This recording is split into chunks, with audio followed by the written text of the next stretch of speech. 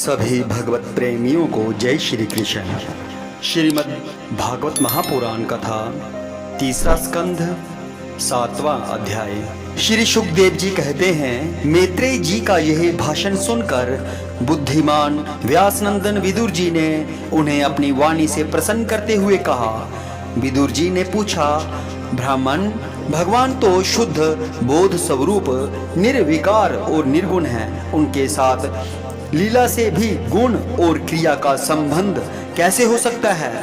बालक में तो कामना और दूसरों के साथ खेलने की इच्छा रहती है, इसी से वह खेलने के लिए प्रयत्न करता है, किंतु भगवान तो स्वतः नित्य तृप्त, पूर्ण काम और सर्वदा असंग हैं।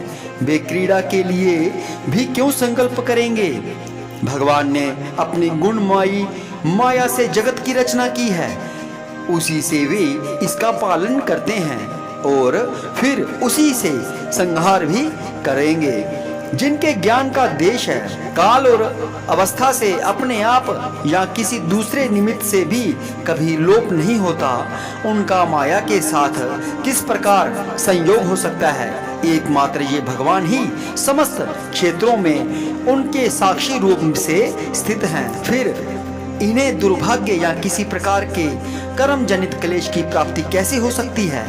भगवान, इस अज्ञान संकट में पड़कर मेरा मन बड़ा खिन्न हो रहा है। आज मेरे मन में इस महान मोह को कृपा करके दूर कीजिए। श्री सुखदेव जी कहते हैं, तब जिज्ञासु विदुर जी की यह प्रेरणा प्राप्त कर अहंकारहीन श्री मैत्रेय जी ने भगवान का स्मरण करते हुए मुस्कुराते हुए कहा। श्री मैत्रेय जी ने कहा, जो आत्मा सबका स्वामी और सर्वथा मुक्त स्वरूप है, वही दीनता और बंधन को प्राप्त हो।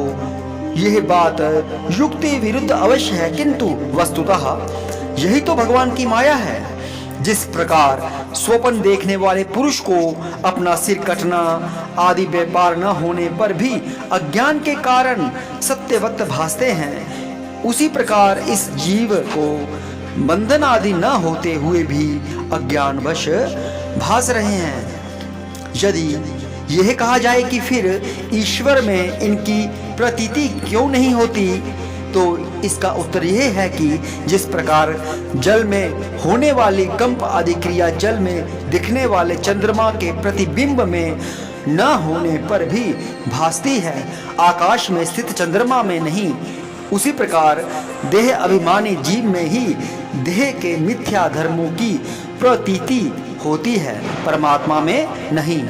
निष्काम भाव से धर्मों का आचरण करने पर भगवत कृपा से प्राप्त हुई भक्ति योग के द्वारा यह प्रतीति धीरे धीरे निवृत्त हो जाती है। जिस समय समस्त इंद्रियां विषयों से हटकर साक्षी परमात्मा श्री हरि में निश्चल भाव से स्थित हो जाती हैं, उस समय गाढ़ निद्रा में सोए हुए मनुष्य के समान जीव के राग द्वेष आदि सारे क्लेश सर्वथा नष्ट हो जाते हैं। श्री कृष्ण के गुणों का वर्णन एवं श्रवण अशेष दुख राशि को शांत कर देता है। फिर यदि हमारे हृदय में उनके चरण कमल की रज से सेवन का प्रेम जग पड़े, तब तो कहना ही क्या है। विदुर जी ने कहा, भगवान, आपके युक्ति युक्त वचनों की तलवार से मेरे संदेह छिन्न भिन्न हो गए हैं। अब मेरा चित्त भगवान की स्वतंत्रता और जीव की परतंत्रता दोनों ही विषयों में खूब प्रवेश कर रहा है। आपने यह बात बहुत ठीक कही कि जीवन को जो क्लेश आदि की प्रतीति हो रही है, उसका आधार केवल भगवान की माया ही है। वह क्लेश मिथ्या एवं निर्मूल ही है, क्योंकि इस विश्व का मूल कारण ही माया के अतिरिक्त और कुछ नहीं है। इस संसार में दो ही प्रकार के लोग सुखी हैं, या तो अत्यंत मूढ़ हैं, या जो बुद्धि आदि से अतीत श्री भगवान को प्राप्त कर चुके हैं। बीच की श्रेणी के संशयापन्न लोग तो दुख ही भोगते हैं। भगवान, आपकी कृपा से मुझे यह निश्चय हो गया कि ये अनात्म पदार्थ वस्तुतः है नहीं, केवल प्रतीत ही होते हैं। अब मैं आपके चरणों की सेवा के प्रभाव से प्रतीति को भी हटा दूंगा। इन श्री चरणों की सेवा से नित्य सिद्ध भगवान श्री मधुसूदन के चरण कमलों में उत्कट प्रेम और आनंद की वृद्धि होती है, आवागमन की यंत्रणा का नाश कर देती है। महात्मा लोग भगवत प्राप्ति के साक्षात मार्ग ही होते हैं। उनके यहाँ सर्वदा देव देव श्री हरि के गुणों का गान होता रहता है। अल्प पुण्य पुरुष को उनकी सेवा का अवसर मिलना अत्यंत कठिन है। आपने कहा कि सृष्टि के प्रारंभ में भगवान ने क्रमशः महदादि तत्व और उनके विकारों को रचकर फिर उनके अंशों से विराट को उत्पन्न किया और इसके पश्चात वे स्वयं उसमें प्रविष्ट हो गए। उन विराट के हजारों पैर, जांघें और बाहें हैं। उन्हीं को वेद आदि पुरुष कहते हैं। उन्हीं में ये सब लोग विस्तृत रूप से स्थित हैं। उन्हीं में इंद्रिय, विषय और इंद्रियाभिमानी देवताओं के सहित 10 प्रकार के प्राणों का जो इंद्रिय बल, मनोबल और शारीरिक बल रूप से 3 प्रकार के हैं, आपने वर्णन किया है। और उन्हीं से ब्राह्मणादि वर्ण भी उत्पन्न हुए। अब आप मुझे उनकी ब्रह्मादि विभूतियों का वर्णन सुनाइए, जिनसे पुत्र, पौत्र, नाती और कुटुंबियों के सहित तरह तरह की प्रजा उत्पन्न हुई और उससे यह सारा ब्रह्मांड भर गया।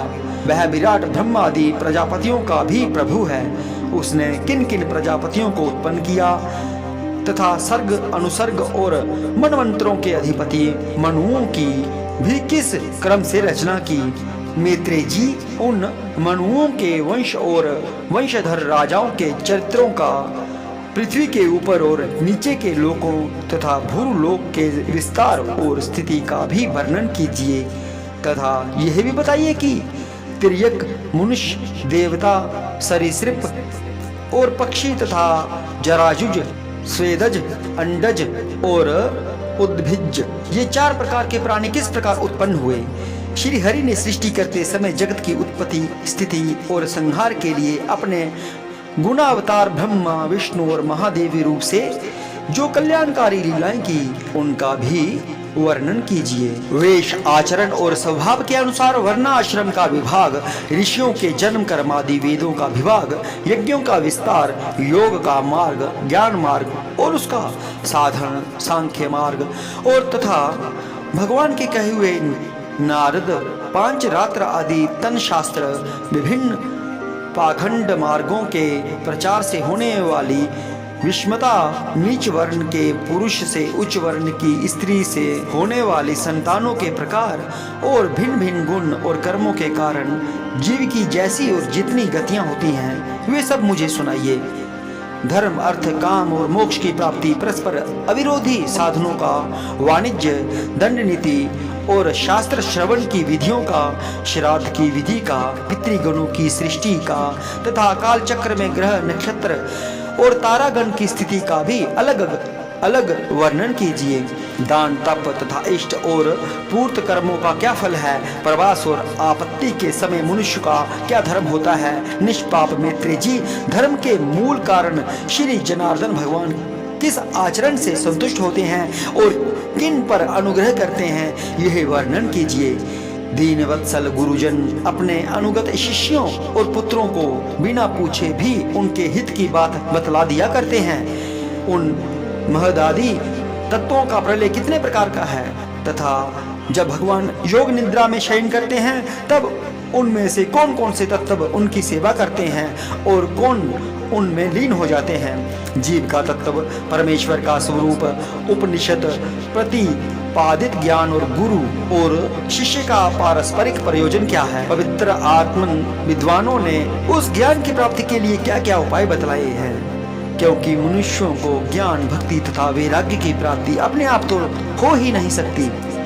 ब्राह्मण, माया मोह के कारण मेरी विचार दृष्टि नष्ट हो गई है। मैं अज्ञ हूँ, आप मेरे परम सुहृद हैं, अतः श्री हरि लीला का ज्ञान प्राप्त करने की इच्छा से मैंने जो प्रश्न किए उनका उत्तर मुझे दीजिए। पुण्यमयी मैत्रेय जी, भगवत तत्व के उपदेश द्वारा जीव को जन्म मृत्यु से छुड़ाकर उसे अभय कर देने में जो पुण्य होता है, समस्त वेदों के अध्ययन, यज्ञ, तपस्या और दान आदि से होने वाला पुण्य उस पुण्य के 16वें अंश के बराबर भी नहीं हो सकता। श्री सुखदेव जी कहते हैं, राजन, जब कुरुश्रेष्ठ विदुर जी ने मुनिवर मैत्रेय जी से इस प्रकार पुराण विषयक प्रश्न किए, तब भगवत चर्चा के लिए प्रेरित किए जाने के कारण वे बड़े प्रसन्न हुए और मुस्कुराकर उनसे कहने लगे, जय श्री कृष्ण।